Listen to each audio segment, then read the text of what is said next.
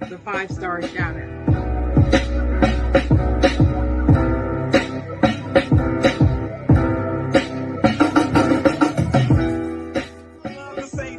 I'm not gonna say it because I don't believe in it. I don't believe in. You can't make a. You know what I'm talking about.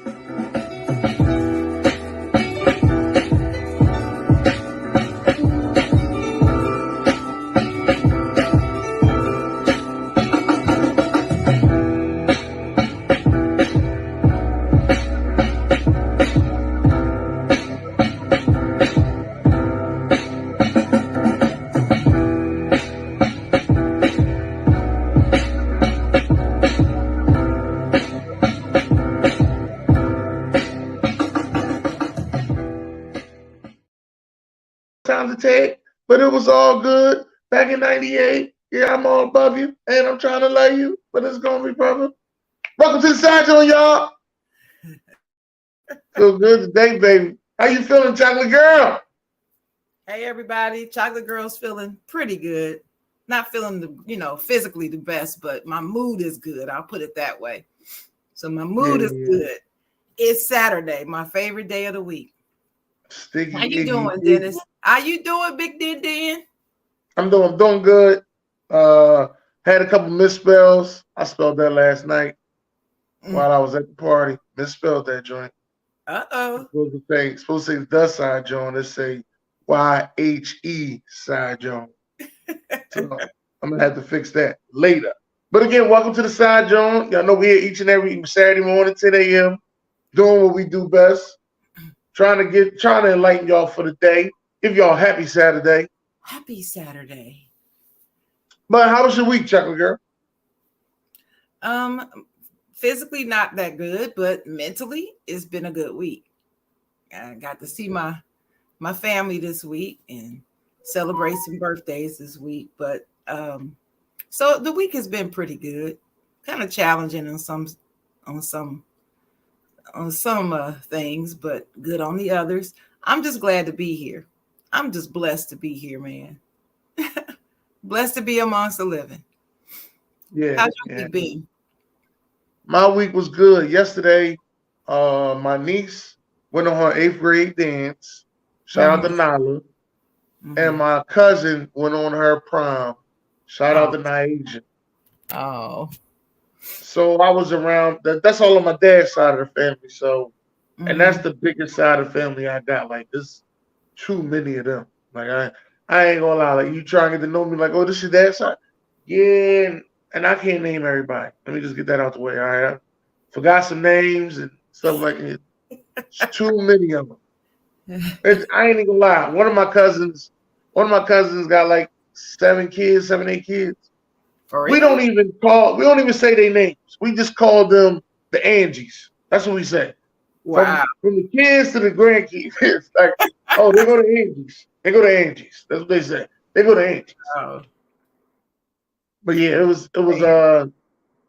nothing but a good time. And like I said, I think I seen about 70% of my dad's side of the family yesterday. 70%. So and it was about, I ain't gonna lie, it was about 300 people there. So that's about 70%. That sounds good. Well, before we get started, I want to give a special shout out to a friend of the show. My favorite DJ R&B. Today is his birthday. So shout out to him. I hope he's watching. Just want to say, hey, I'm wishing you many more birthdays to come. You're a stand-up guy. Just always doing the best he can. I mean, he tries to be excellent in all that he does, and he pretty much hits it out the park. So shout out to DJ R&B. Reggie Brown is his real name. He don't like me to use the government, but that's his name. DJ R&B. Happy birthday, DJ R&B. Got one of them. He got a game that he needs to make public. I'm gonna say it again. He has a game. I don't want to say the name of the game because I don't want nobody to steal his idea. But if you get to North Carolina, you ever go see DJ R&B and go to one of his game nights, he has a game that needs to be made public. That is what I'm going to say. And it's going to be, believe me, he's working on it. But right now, I have on his branded shirt, Kingdom Karaoke. Right. Kingdom Karaoke. It's a karaoke experience that he created. And now there's some imitators out there, but never duplicated. So that's why I have That's what I don't want nobody to, again, it's so hard to keep a bright idea and package it and sell it. And I want his stuff to be sold at Amazon and stores. When you want to have a game night, oh, let's have this game night by DJ R&B. That's right. It's coming. It's coming. Believe me, when it hits, it's gonna hit. Right.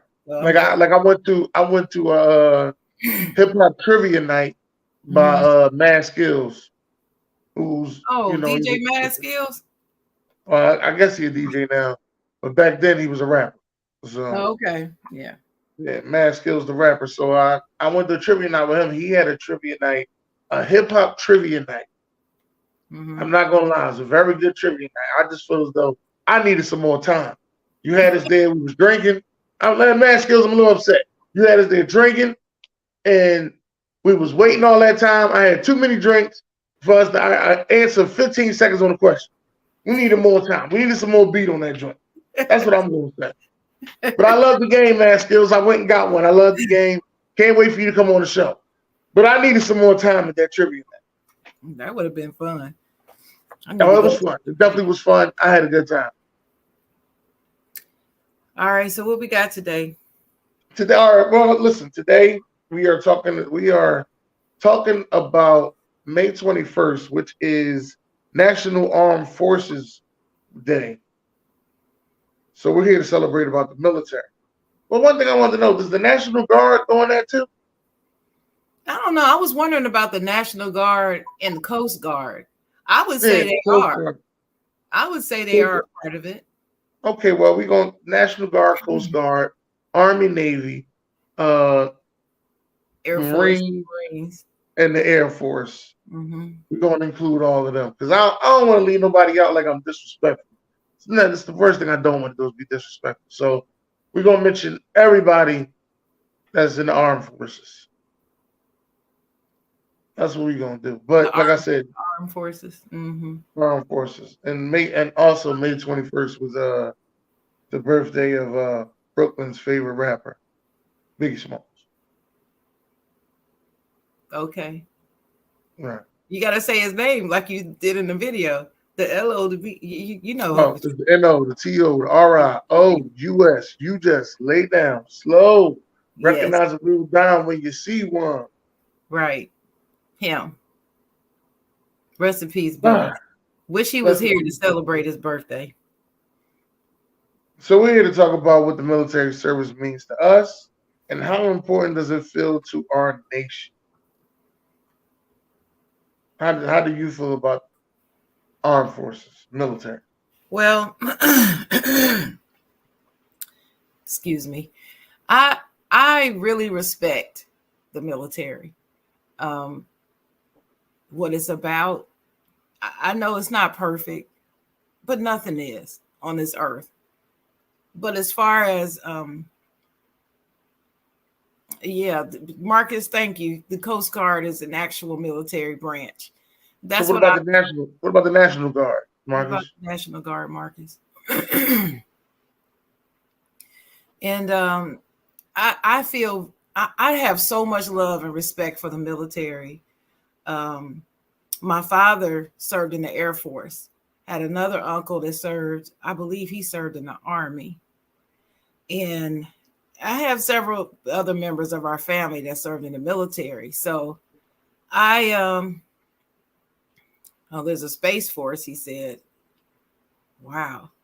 What about the National Guard? Well, the National Guard has to be part of that because when you serve in the Guard, it's a week in a month and 2 weeks a year. And it's, National Guard. But I feel very strongly about our veterans, especially that we don't take care of our veterans as well as we should. And I've felt this way for a while. And just a quick story, I used to be a claims adjuster working automobile claims, right? And as part of my responsibilities after an accident, I would have to go out to the cars and inspect the cars for damage and write their estimates so that they can get their cars repaired. And I was at the time that I was living in the DMV area. Excuse me. One of my customers, one of our policyholders, was a military person who was on the base, living on the base. And so I had to meet him downtown to write an estimate on his car. Nothing prepared me for what I was about to see, though, when he came to meet me at the car. He had been in Afghanistan, and he had recuperated at the army hospital there, and he was walked out with his aide. His aide was walking, actually she was his wife, was walking with him. He was walking with a cane, and you could tell he was having difficulty ambulating himself. And I was like, and I looked, and he had on his army fatigues. So I'm getting emotional thinking about it. I remember him walking to the car, and I turned around to see, him walking towards me. And I immediately, I stood up straighter, and I put everything I had in my hand down, and I saluted him first. And I said, I thank you so much for your service.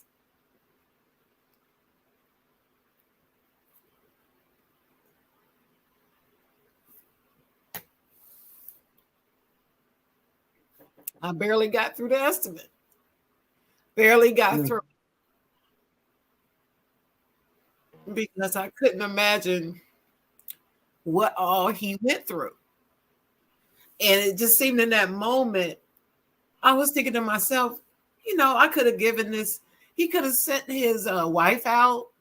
He didn't have to take the time to go through all of that to come out to the car. But he wanted to come and meet with me in person because he said I was so kind to him on the phone. And it was just an experience I never will forget. And we owe them. We owe them. That's just it. We owe them.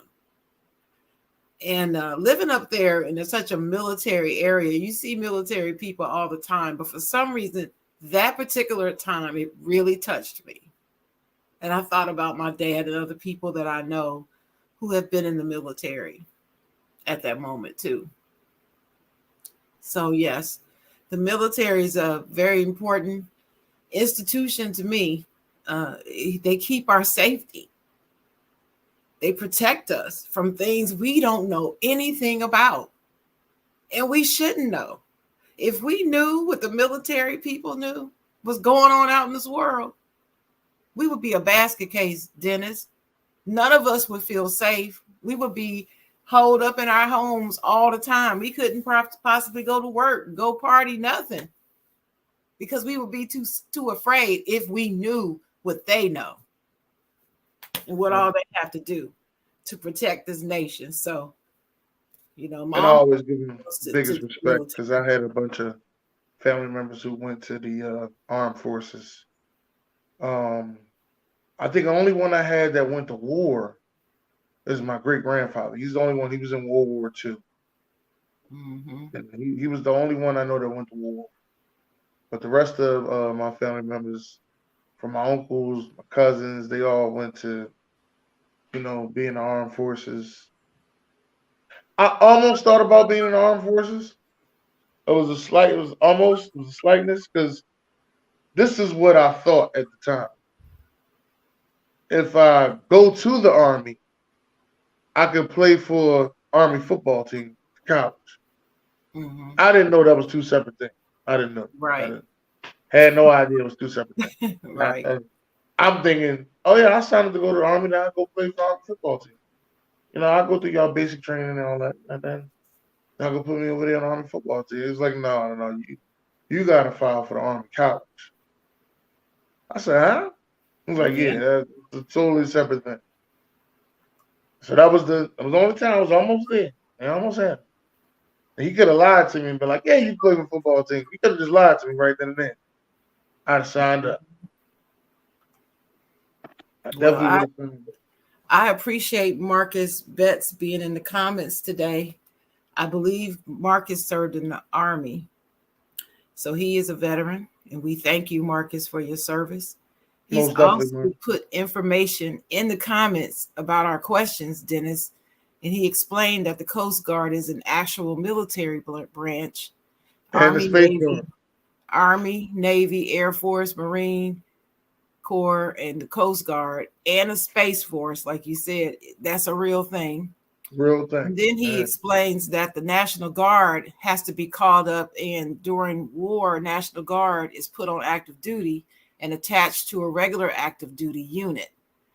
And when he was in Afghanistan, they had a National Guard unit attached to them from Idaho National Guard. And during peace, National Guard falls under the local state governor. National Guard is under state control, and the regular Army, the U.S. Army, is under the president. Yep. He said the Army is West Point. Facebook user is June. Yeah, it's June. Yeah. Shout out to June in the comments. But thank you, Marcus, for adding that context for us. And again, thank you for your service. I tell you, I just cannot talk enough about how I feel about them. I respect them so much.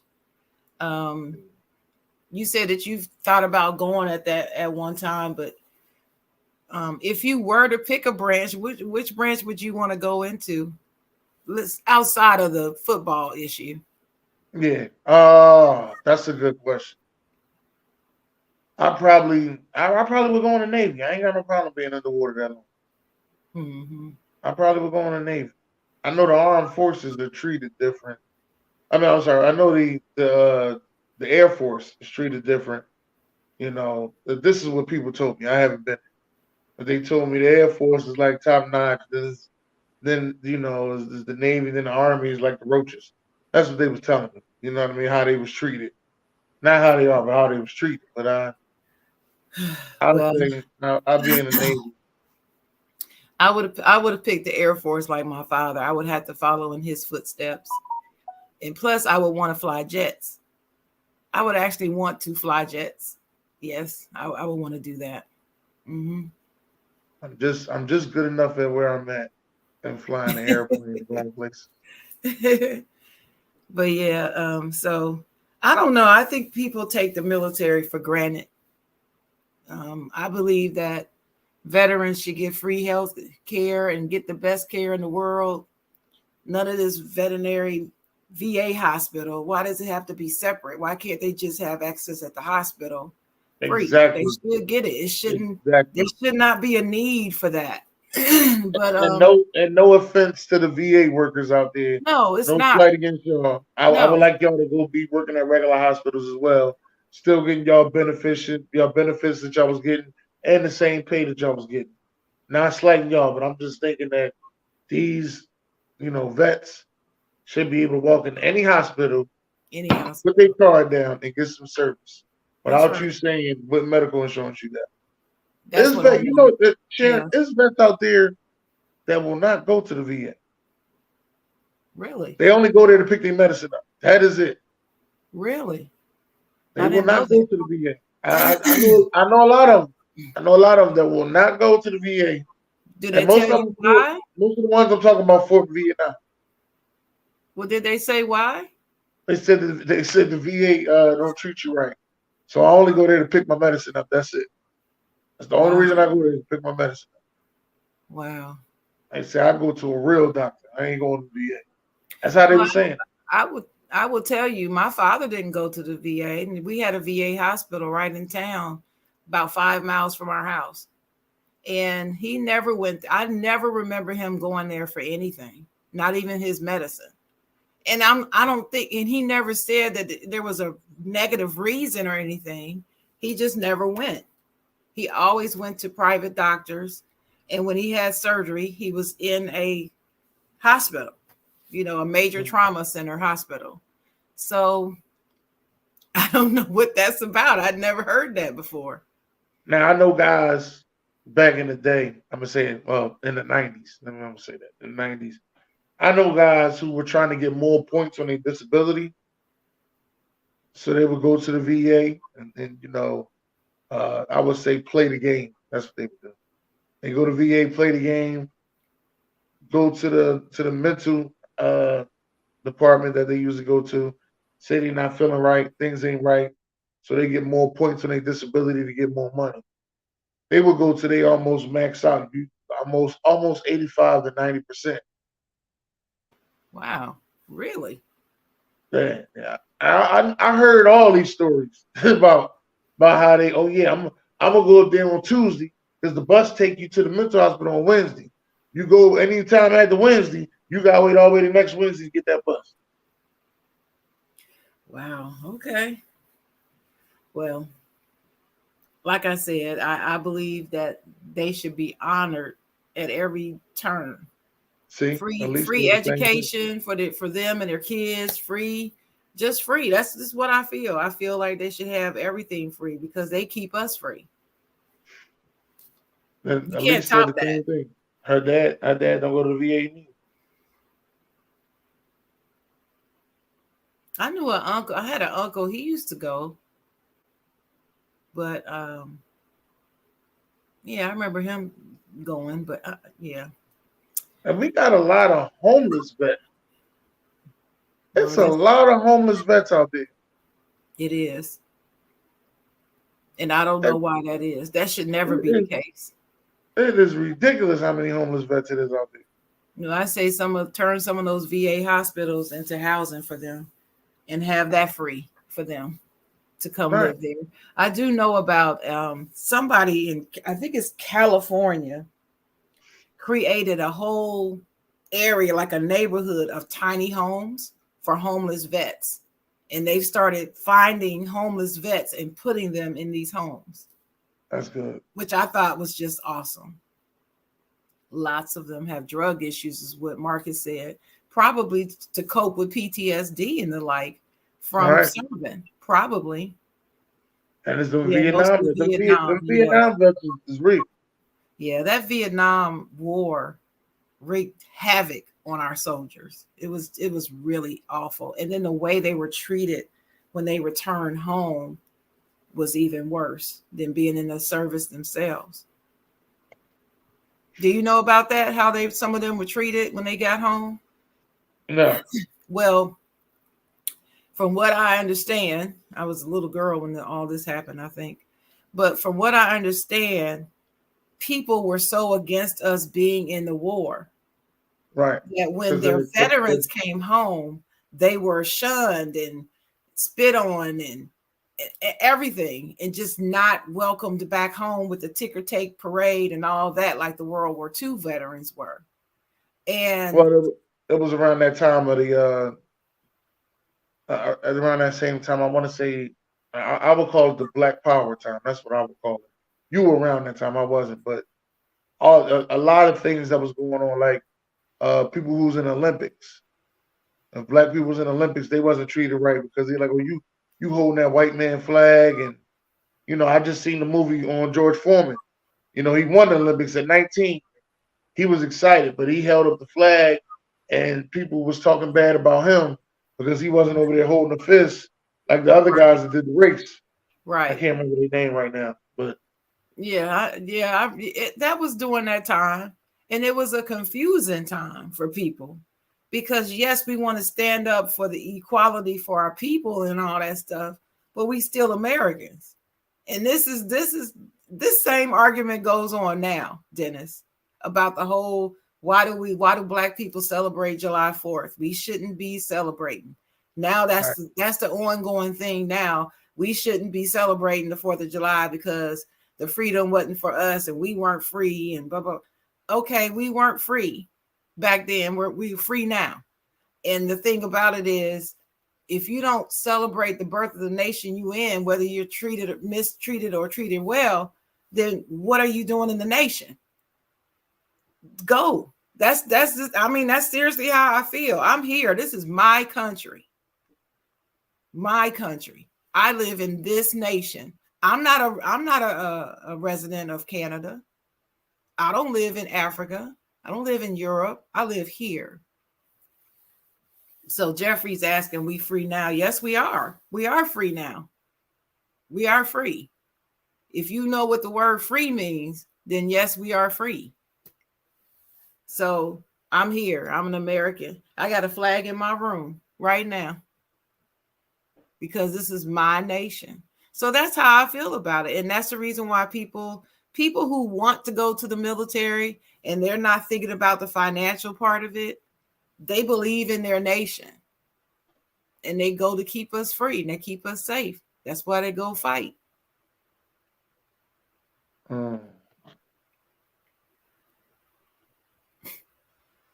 I ain't even gonna read that. You can read that if you want.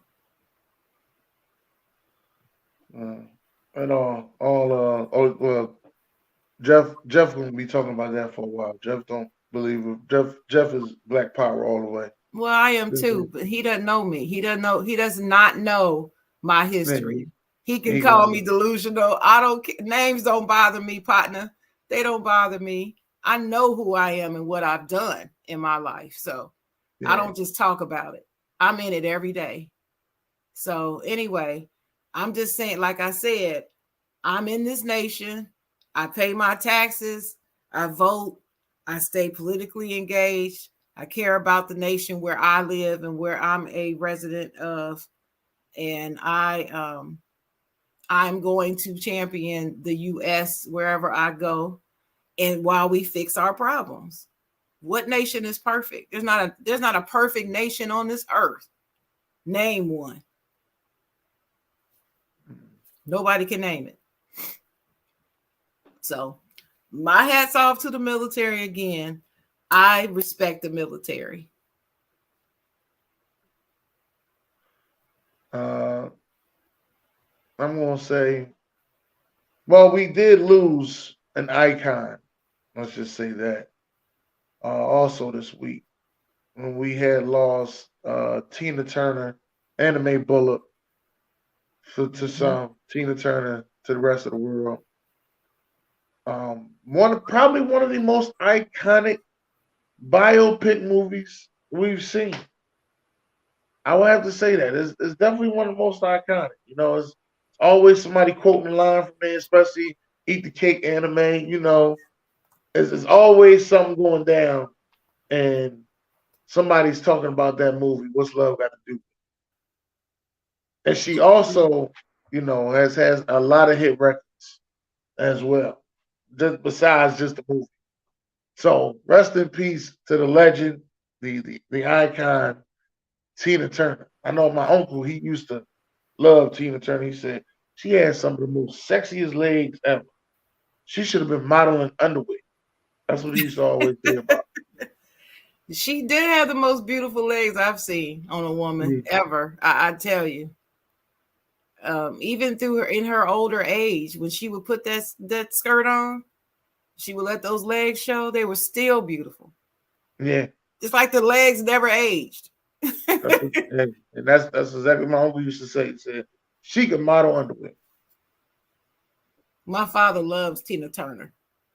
He said, "Oh, that Tina." He would love to see when she would come on TV. There she is, Tina. That's all he would say. Tina.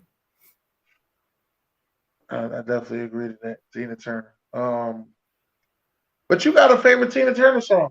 That is actually different than everybody else's.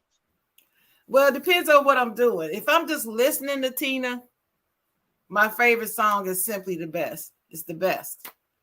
It's simply the best. But if I'm singing karaoke, it's What's Love Got to Do with It. Right. What up, Chad? Yeah. What's up, Chad? But yeah, I like those are my favorite songs. What's your favorite Tina song? I'll have to say Rolling. Proud Mary. Proud Mary, keep on rolling. Proud Mary. That's the name of it. Proud Mary, keep on rolling. Proud Mary. I'm gonna have to say that one. Yeah. I used to be Ike Turner. So no. Just on that song. Let me get you that. don't never want to say you used to be Ike Turner. I used to be Ike Turner, right? Just on that song. You know what I mean? You seen the bass part? Rolling. And you know, when you look back at the footage of them performing, after you've learned the story about what actually happened between them, when you see him now back behind her performing, it's almost like he was stalking or lurking back there. It just looks totally different after you find out the story. Because see, watching it when I was a little girl, we didn't know the story. We didn't know what was going on. Right. All we saw was music. And so we would see Ike back there playing and be like, oh, okay, they're the husband and that's Tina and they got the girls going in the hair and all that. And that's all we thought about. But then later on, yeah. That's Marcus said this song was We Don't Need Another Hero. Oh yeah, that was from what's that? Mad Max Thunderdome, I think. Mad Max song. She blew it out too. We also lost Jim Brown this week. Yeah. Jim Brown passed away, legendary football player Jim Brown. In a lot of people's eyes, the greatest running back that ever played the game. So, in my eyes, he's number one on my list. I remember the time on Talk Your Ish when we had our list, and that was my argument. I was like, he's the greatest ever. Oh, the eras. I don't want to hear about the eras. Don't want to hear it. When it came to what he did in the sport, and he's one of the greatest athletes ever, period. I mean, just athletes, period. Shout out to Ian Rakelli, because Ian ran down all the accolades on Tuesday. Yeah. And he's right. I mean, you only played 9 years, but 8 of those years you were first team all pro. You were all pro. Yeah. 8 of those years. Wow. Never missed games. He played every season. Right. I mean, who does that? So as far as, his athletics is concerned, he's still, for me, the greatest running back ever. He's number one on my list. And nobody's dethroned him yet, not in terms of greatness. And then he was more than just an athlete. He was a author, an activist. He was a nonprofit founder, everything. Where'd you go, Dennis?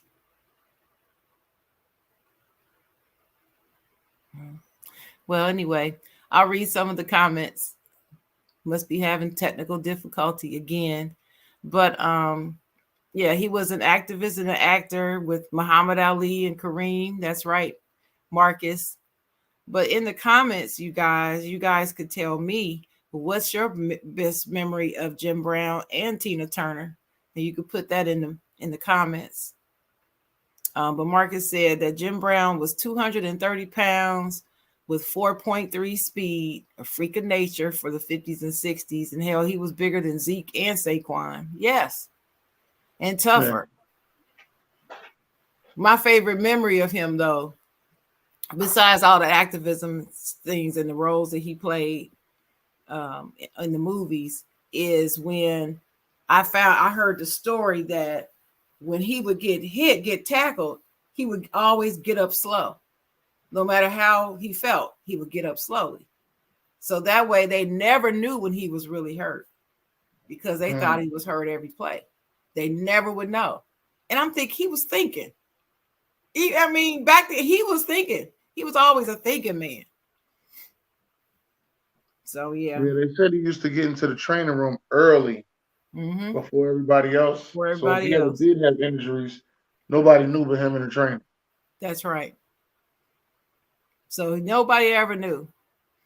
And just to think what real injuries he did play with and nobody knew about. Nobody knew about. And he still was able to lead in rushing yards every season. He was up in there just about. I mean, who does that? Nobody. Just Jim Brown. And he walked away from the game on his own terms, Dennis. Yeah. He could have stayed. He could have played more years. He just decided he didn't want to. I was just surprised that he became an actor. That's what surprised me. Yeah. Especially when I seen him, I'm Gonna Get You Sucker. I was cracking. Yeah, that was kind of funny. But he was cool though. He had that look. He had that super bad look back then. So he definitely did. But I was surprised to see a lot of people as actors, especially because I didn't grow up in the 70s. So, like when I go back and I watch Let's Do It Again, and then I realized that that's George Foreman. I'm like, well, that's George Foreman. Like, and then Bill Cosby be trying to fight, then he go hug him. Like, no, we ain't right, right. And you know, that was my era. I grew up, you know, I was born in the 60s, raised in the 70s, school in the 80s. Yeah. That's the way it is. I don't look my age, but that's my age. Oh, yeah, that's the first black man to kiss a white woman on film. I remember that. And they nearly lost their minds. My father used to talk about that all the time, about how he was the first one to do that. He said, that Jim Brown is bad. That's a fearless man right there. Sure is. He was a bad man. He was a bad man. So Thursday that just passed was the 3-year anniversary of George Floyd's death. And, you know, we were just talking about, you know, free, pro-black and everything. You know, that George Floyd murder really sent us into a shock during the pandemic. It was a very tragic time. You know, it was at a point that people didn't even care about COVID. They wanted to riot. And they was rioting in the streets, especially in Philadelphia. I don't know, but was they rioting in your streets? We had some protests. We didn't have riots. It's like we had some protests. We mostly kept it pretty, you know, vanilla, to use a word. But there was like some damage one time, like a window got broken or something like that. But that was it. But the rest of the protests were pretty peaceful, but they were protests. There wasn't no peaceful protests. They came down here, they broke in stores, they stole all the stuff they wanted, liquor, sneakers, clothes. I didn't hear about nobody money getting stolen. Just a bunch of product. Broken windows and stolen product. That's what I heard about. I wasn't out there in the streets. I couldn't tell. I wasn't out there for that. Yeah. I was around for the protest that was downtown, but I wasn't around for the riot. Well, where were you doing the first time you heard about this incident? Do you remember when you first heard about it? I think I first heard about it. I want to say, I know I was in the house, that's for sure. But I want to say it was early that morning or during the day, during the podcast. Somebody was telling me George Floyd was murdered by a cop. First they said a black man, they didn't say his name. Black man got murdered by a cop that was kneeling on his neck for no reason. And I was like, kneeling on his neck. Then there was footage. And it showed footage of him actually choking this man and him calling for his mother for 8 minutes, saying that he couldn't breathe. 8 minutes and some change. You actually saw the whole footage? You watched the whole thing? I watched the whole footage.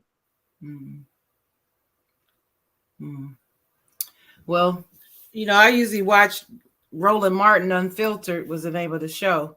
I used to watch it every morning. And on his live show, not the replay, but the live, he came on and he opened up talking about the news about this black man being killed. And there was footage, but I didn't see the footage. It was just listening to the show. And the first footage that I saw, they showed footage of him, like the footage from him being first, when the guy was first talking to him at the car in front of the store, in front of his car, and told him to get out, step out the car, and these two other officers walked over. I saw that part of the video. That was a separate video. But the actual video with him being killed, I only watched the beginning. I couldn't watch all of it.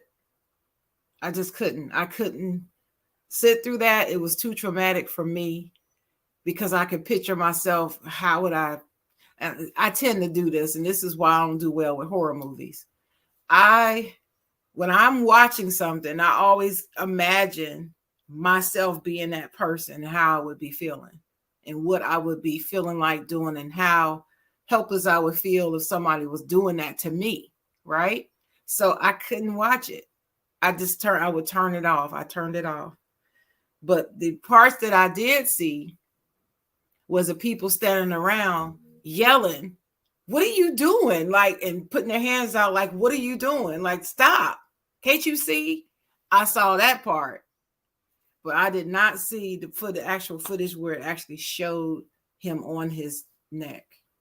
I had to look away. Couldn't watch it. I understand. And I still haven't watched it, and I won't. It is definitely sad. And I mean, he had his hands on his neck he had his knee on his neck with his hands in his pocket, like just. Then there was a backstory that I heard that George Floyd, an officer that I think had the knee on his neck, used to work at a strip club together. Back in the day. Yeah, they had some type of history. Yeah, because they used to work together, and that's why I always felt like it was intentional, because there was no need for him to even be arrested like that, in that way. There was no need for it. Yeah, it wasn't. There's always something. And the crazy thing is, all this started because of a supposed fake $20 bill. Yeah, supposedly. Supposed fake $20 bill. That's what I'm gonna say. The one thing I'm gonna say about that is, I have been in the possession of a fake 20 before and didn't know it. But the only reason why I was able to even recognize that it was a fake 20 is because I used to work at a bank. And I really knew, I can tell by the feel of it and everything, because they taught us well on how to recognize a fake bill. And I saw it, and when I realized what it was, well, I won't tell everybody what I did. I won't tell y'all that. But needless to say, the people who needed to know about it knew about it. And I was not arrested or anything. Nobody arrest me. I'm like, hey, this is a fake 20. I don't know how I got it. I don't even know where I got this 20 from. I know I didn't make it. If it was a 20, if it was a 50, you would know how you got it. If it was $100 bill, you would know how you got it. Probably. But see, it's a 20, so it mixes in. Right. See, I worked at the register back when they used to give you cash money before they was swiping. They was giving you cash money, and you would know, like when you get 100. I was taught when you get $100 bill or $50 bill, you don't put that in the register. You put it under the register. You lift the register up, put it underneath. That's what I was taught. So you knew who gave you that. I got that from that guy. He gave me 100. Yeah. That's why I always said stuff like, I don't understand how people be getting those fake 50s and not knowing. Like, everybody ain't giving you no $50 bill. A lot of people get 20. Everybody ain't giving you no 50. Yeah, I get 20s all the time. You get 20s all the time. 20s.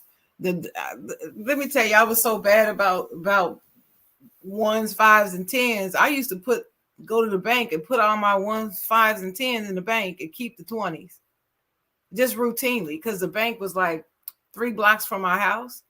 And so since I was passing the drive-through on the way home, I used to stop at the drive. This is when I was in Maryland. I used to do all kind of crazy stuff up there. But anyway, I would stop at the drive-through and put the money, the 1s, 5s, and 10s back in the bank and go on home.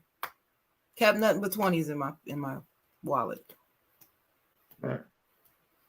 And they ask you too, at the bank, do you want big bills? No. Mm-hmm. You want 20. You want all 20s. And I remember before, like I said, before swiping was around, when you gave a big bill, they used to pull their marker out to mark your bill to make sure it was real. Mm-hmm. The little marker, yeah. But yeah, the George Floyd thing, I can remember that morning distinctly hearing about it, and I was just bawling. When I heard that he was calling for his mother, that just tore me apart as a mother of a young man. And I just looked at pictures of my son and I just kept shaking my head. Like, I just can't imagine his mother, his daughter. I think she was 9 years old at the time. And then when I started hearing his story on how he was trying so hard to keep his life, on the up and up, he moved up to, where was this at? Minnesota? Minnesota. He moved to Minnesota. He used to live in Texas. Right. And he moved up there to start his new life, and to get his life together. And he was doing fine until this, and yeah. So anyway. Now, Marcus made an interesting point in here in the comments. He said, this goes back to George Zimmerman not being set an example for when he killed Trayvon Martin. That's right. Do you think if they would have made an example out of George Zimmerman for killing Trayvon Martin, it would have stopped so many black people from dying from police? I do believe it. I do. Now, I could be wrong, Of course, we'll never know because it didn't happen that way. But I believe that certain folks felt like that was a license to do whatever the hell they wanted to do.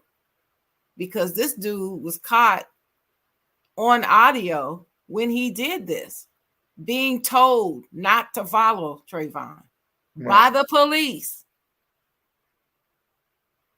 But then you're going to get off scot-free for killing him? No, you weren't even supposed to be following him.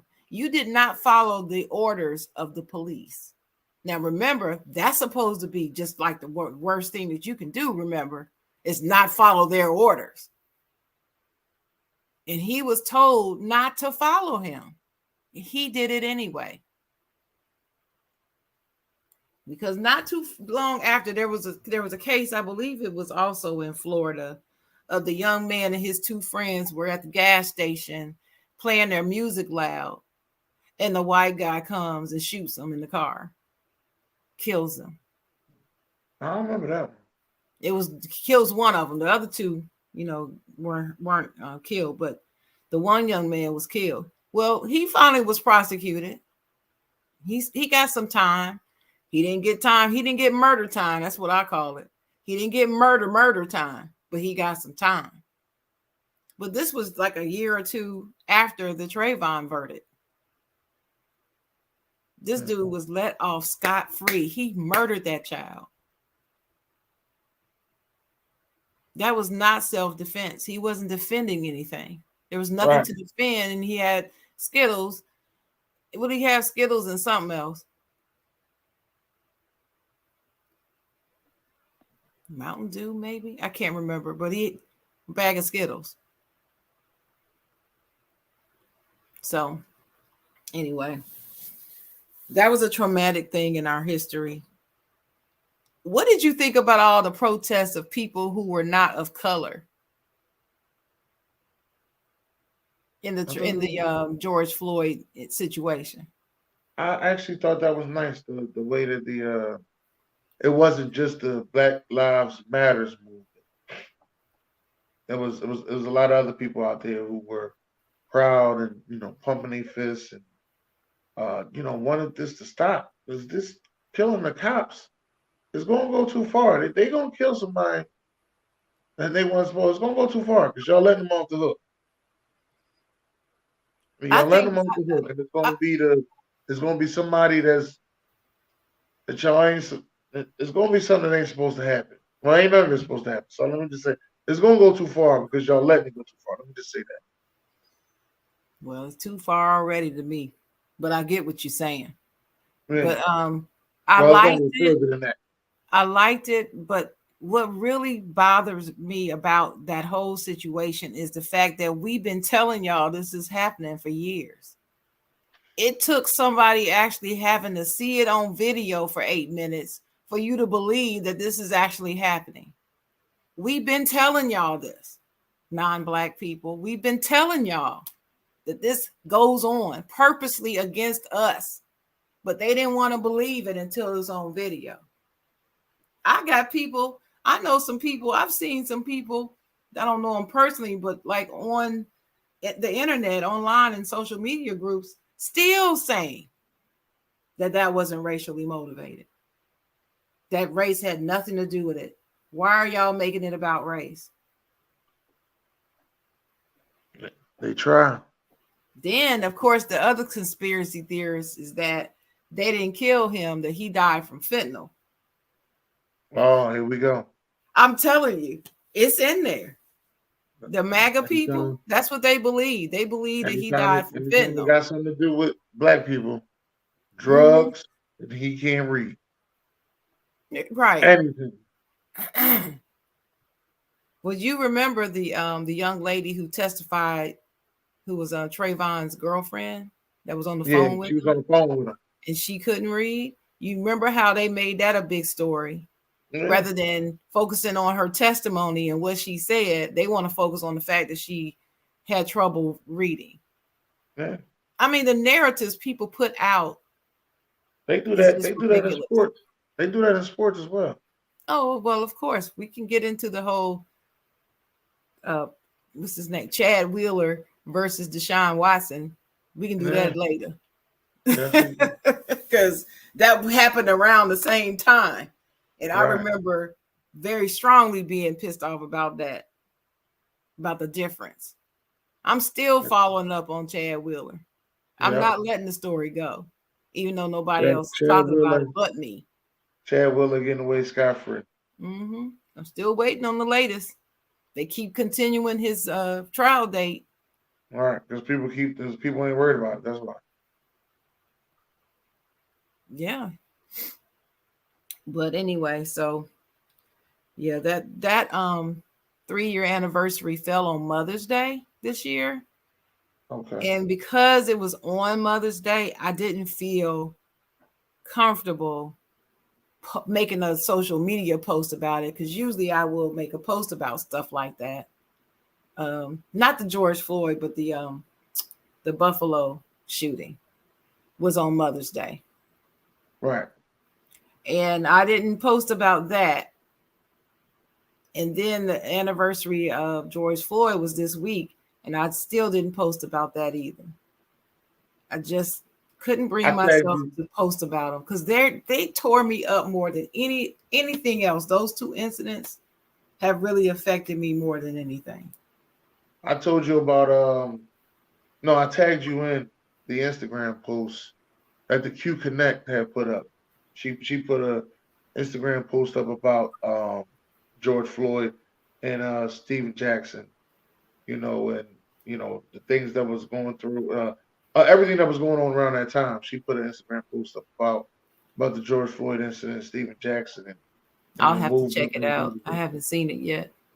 Yeah, I tagged you in it because on Instagram. On Instagram. Okay. That's another person I want to interview. The Q Connect. Okay. Q Connect. We'll have to get them on. Sure. Yeah.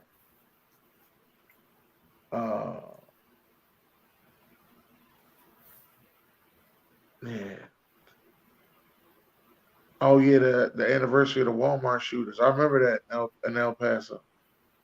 I remember that. Oh yeah. After that happened, I was working at Walmart. We had an active shooter.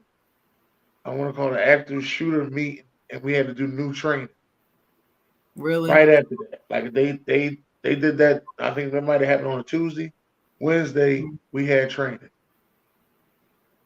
And I think the Uvalde anniversary was here recently too, right? The school in Uvalde, New Mexico. I think that was not too long ago too. The anniversary of that incident. It's a trying time right now. The springtime has got a lot of anniversaries that don't feel good. I don't think it was a Saturday. So that Sunday we had training. So anyway. Oh no, Uvalde's in Texas. Oh, okay. Texas, New Mexico, same thing. No, it's not. Did you say that in Texas? They be upset. I know they get upset. I know. They be upset. They think they rule the world. Yes, they do. Their own country, for real. Yeah, they do. Got their own song and everything. Down at night, stars shine bright, deep in the heart of Texas. Don't ever sing that again. Don't ever sing that again. Oh, I'll take Illinois. Just don't give us Indiana, Marcus. We don't care about Illinois. Illinois is cool, but don't say Indiana. No Indiana and no Michigan. No. Even though a lot of y'all go to Michigan, Ohio, Michigan thing, a lot of y'all swish whack. I don't know. Maybe that's the cheapest plane ticket in the world. But y'all swish whack over there. I don't know what's going on with that. What you mean? We do what? Y'all do a lot of swish whapping over there. Swish whack. What's that? Ohio people and Michigan people swish whack. They do a lot of swish whapping. You know, y'all like to go over there and be over there. But for so much hatred to be Ohio, Michigan, a lot of y'all like to go over there a lot. I might have to say y'all more so kinfolk than anything. Y'all like brothers and sisters. No. You know what I mean? Siblings. I won't say all that. I won't say all that. I won't say all that. I'm from Ohio. I did go to college in Michigan. Yes. I graduated from a Michigan college up there. But I'm still an Ohio girl. Make no bones about it. No bones. Charles Woodson was another one from Ohio. Went to Michigan. I was like, how in the hell did they let him leave the state of Ohio, as talented as he is, to go to the big house? Yeah, Marcus, you were born in Chicago. See, that's Illinois. So Ohio, we don't have any issues with Illinois. Not one. But anyway, 3 years later, since he's been killed, I wonder what his daughter is doing. I'm always thinking about his daughter because she was 9 at the time. So now she's about 12 or 13, 12. And I'm wondering, what is she going through without her dad? Well, I know she was adopted by Stephen Jackson. So that's he always said, you know, that's his child. He always say that. Oh, that's good. And they look alike too. That's crazy that they look. Yeah, he and George look a lot alike. Yeah. Make you wonder. But no, that's what they said when they met. They met each other. They said that they met, and he's like, man, there's a boy over there look just like you. Like who? He said, I seen him. I was like, oh, who is that? Like, right. Like look just like. But before we get out of here, I have a question for you. Okay. This is a sports question. So, you know, our first love is sports. So I was scrolling through the timeline and I ran across this article with Scottie Pippen making these statements, these outlandish statements about Michael Jordan again. And this time he's saying that Michael Jordan was a terrible player before he got to the team, and he was a terrible teammate, and he really wasn't all that good, or something like that. It said that Jordan really wasn't all that good of a player. And I'm thinking, what in the hell? And then somebody put in the comments, or put in the post, that they really need to have a sit down, like a public broadcast sit down between Jordan and Pippen, and who would you pick to moderate the discussion? Because there should be a moderator, right? Sure. So I wanted to pose that question to you, Dennis. If you were going to have that, let's say you Mr. ESPN, and you're going to have it broadcast on ESPN, Jordan and Pippen in a discussion live, who would you get to moderate? It doesn't have to be somebody from ESPN. I'm just saying you're going to broadcast it on TV is what I'm saying. Who would you get to be the moderator? I'm going to tell you who I said after you tell me who you would say. The ignorant thinker in me wants to say Isaiah Thomas. That's what that's who I want to say. Isaiah Thomas. The ignorant thinker in me wants to say Isaiah Thomas. You mean the original Isaiah Thomas? The original Isaiah, the number 4. Isaiah, middle name Lord Thomas. The number 4, the number 2 point guard ever of all time, in my opinion. Right. That is so hilarious. But wait a minute, BJ said Derek Kincaid. Derek from Why Wednesday, Derek. No. From Debate with Derek. Oh my God, that would be crazy. Do you know how crazy that would be? For a really good interview, that'd be great for basketball. I'll get somebody like Mob Rashad. I'll get a Mob Rashad. I make it, PG and get a Mob Rashad. But if I wanted to go R-rated and get one of their old teammates, I get Charles Oakley. Yeah. Charles would probably get so heated with Scotty. He would be biased, don't you think? Because Jordan is his boy. Yeah. Scotty is boy. That's still his boy. Huh? Scotty is his boy too, though. Yeah, well, not anymore. So who's your boy? Now who you get? Tell you who I thought about it. I sat down and I really thought about it. My initial gut reaction was Stephen A. Smith. And then I said no, because he's always the talker. You know what I mean? I really want Stephen A. to do a show about the interview. I don't want him to do the interview. He would be more entertaining after the interview is over, talking about it for me. So I said no. Then I thought, if I wanted to be a really good interview, I would get Bryant Gumbel, because Bryant Gumbel knows how to ask those questions.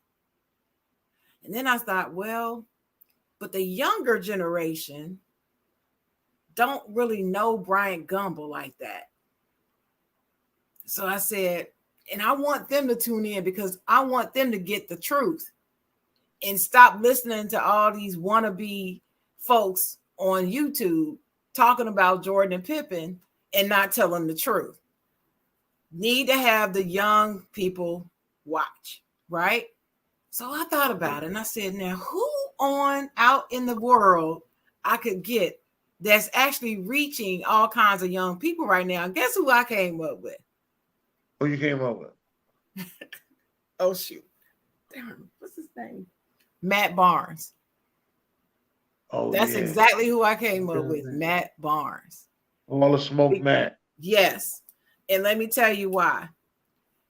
You know, when I first started watching All the Smoke, you know, I'm not a big Matt Barnes fan, right? Because I didn't like that whole ball fake thing he did with Kobe. That thing bothered me. And I never liked him as a player. I just thought he was just more of a thuggish person with a paycheck. That's how I always viewed him. I never liked him as a player. And so when they came out with this All the Smoke, first I said, All the Smoke, really? And it's smoke rings in the thing. I was like, okay, we all know y'all like weed, but you gonna name your show All the Smoke? And I'm like, oh my God. So I was immediately turned off. Then I started watching it. And let me tell you something about Matt Barnes. That dude is really good at interviewing. Yeah. He is a good interviewer, right? I don't know if he writes all his questions. I don't know who's writing them all, but he delivers them well. And it's something about a delivery, as you know, I interview a lot for, been interviewing for years. There's a technique and a skill involved, and everybody can't do it. But he is excellent at it. He's excellent. I say Matt Barnes. I want to see Matt Barnes up there in a suit. I want him to put a suit on. He ain't got no problem putting a suit on. No, he doesn't. But I want to see him with a suit on. But he, in all honesty, him ball faking Kobe like that is what got him to the level that he is now. To be honest with you, because after that, Kobe called him up and told him that he wanted to play with him. Exactly. So later, come play with him. Then after that, Kobe started taking him out to those elegant events where he had to put suits on to get to know people. Changed his life. Right. Changed his life. Then he started seeing things differently now. Then he became corporate Matt. He still got all the tattoos and stuff, but he became corporate Matt after that. Right. And that's how he learned how to, he still can keep a hood, play ball, smoke some weed. But then on the other hand, he go over there and he know how to act corporate and get big corporate deals and get things to work for him. That's right. And they became tight. Yeah, they was tight. That's why they got the interview so fast with Kobe. Right. They got the interview with Kobe fast because they was tight. Mm-hmm. And so I think I would want Matt Barnes to do it. And I know, and let me tell you something else. I know he will do his research before the show. He wouldn't just come up in there with all these beliefs that these younger players have about them.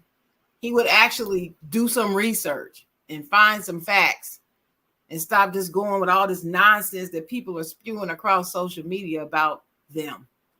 Because it wasn't like this. And Scottie Pippen, I wish he would stop.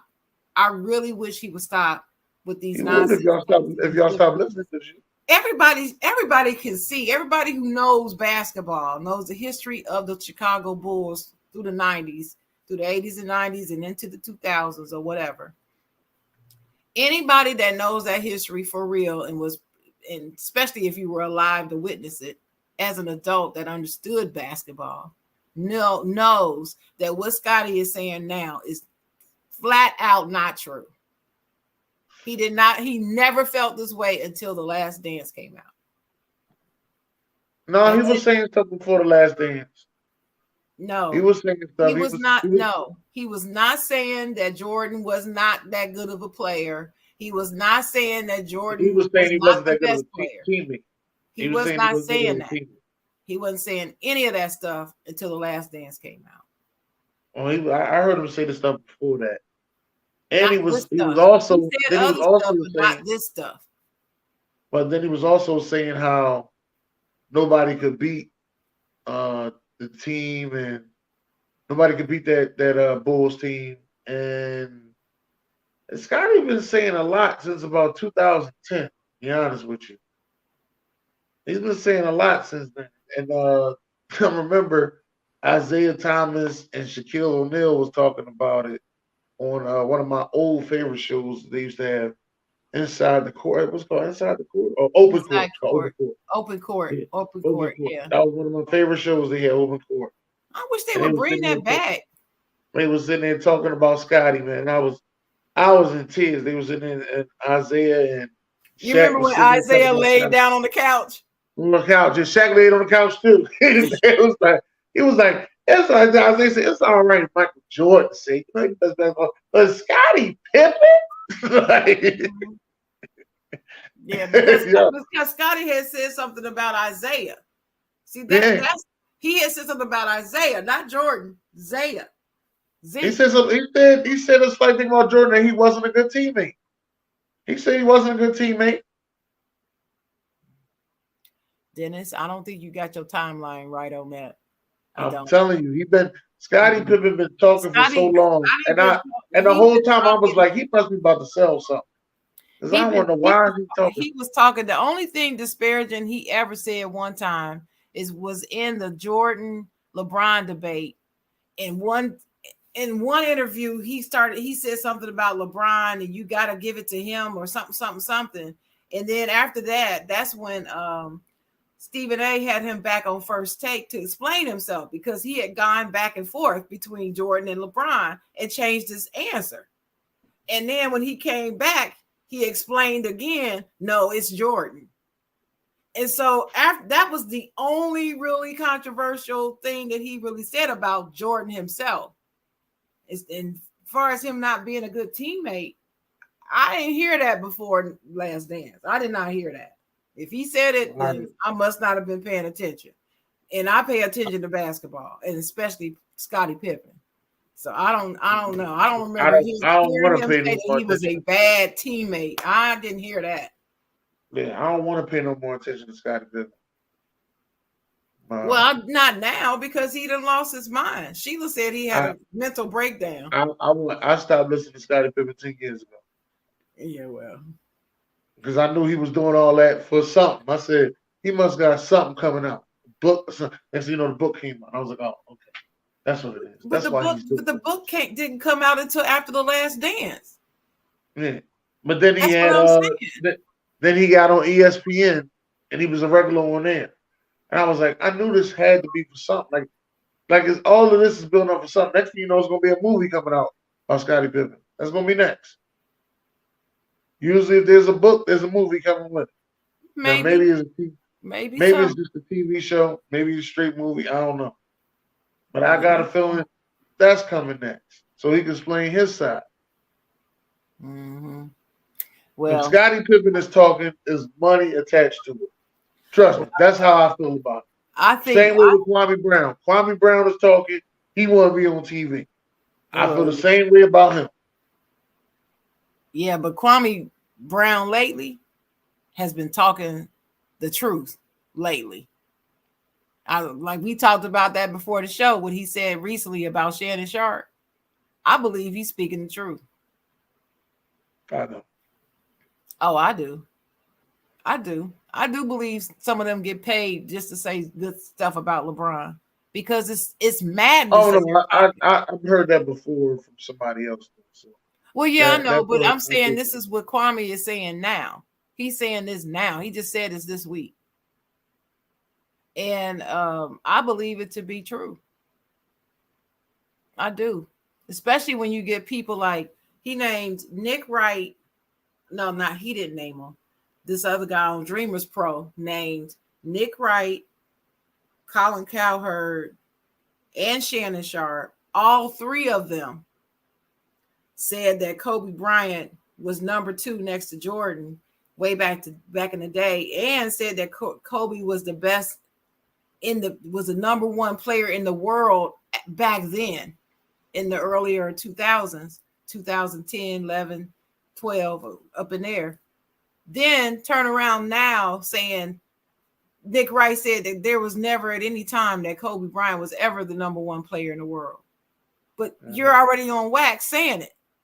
You in print, you on TV, video, audio, everywhere saying this. But now, because you part of this narrative, now you're going to say, oh, he never was great. And Colin Cowherd co-signed that. Then Shannon Sharp going to give his list. He said Michael Jordan 1, Kobe Bryant 2. He said God, Jordan, Kobe Bryant, in that order. But why, when he did his list this year, he put Kobe at like number 9 on his list all time. So he went from 2 to 9 just because he's now on FS1 and he's a LeBron supporter. Now all of a sudden he's 9. We're going to give some good interviews as well. We talking about giving interviews. Shannon Sharp gives some really good interviews at Club Shay Shay. Club Shay Shay is very entertaining. I watched the last one I just watched was the one with Tabitha Brown on there. That was a really good one. I haven't seen it yet. I'm gonna watch it. I watch his show. And matter of fact, her and her husband was on it. Yeah, I watch his show religiously. I haven't seen her interview yet. But the other show with the two former basketball players, what's the name of that show? Oh God, Knucklehead. Yes, that's another that is my favorite. Darius Miles and Quentin somebody, and who's the other one? Darius Miles. Well, I can tell you, I love that show. That is my favorite podcast to watch, to be honest with you. Because they ask all the questions. Sometimes those interviews last 2 hours. Because they ask all, they get all into everything. And it's very entertaining because of the way they speak. It's like truly like two friends just sitting down talking to somebody else at a table. Really. Yeah. And I love it. But anyway, yeah, that's my favorite. Better than Club Shade, better than All the Smoke, better than all that. Mm-hmm. That's what's up. Knuckleheads. I can never remember the name of it. And it pops up on my YouTube and I just watch it. Better than I Am Athlete, better than Pivot. I Am Athlete, they got this daily thing they do now called the Paper Route, where they got a show daily. Yeah. That's a good idea that they doing, but they're gonna dry out these next 2 months. But we'll see. You never know. But anyway, we got anything else? For me to give a last words, let me just say this to everybody out there, man. Listen, summertime is coming up, so please don't do nothing crazy out there. Just enjoy life. Don't go out there and start messing with folks. Go out there, enjoy life, appreciate things, have a great time with your family, love somebody, and hug somebody. All right? What you got, Shannon?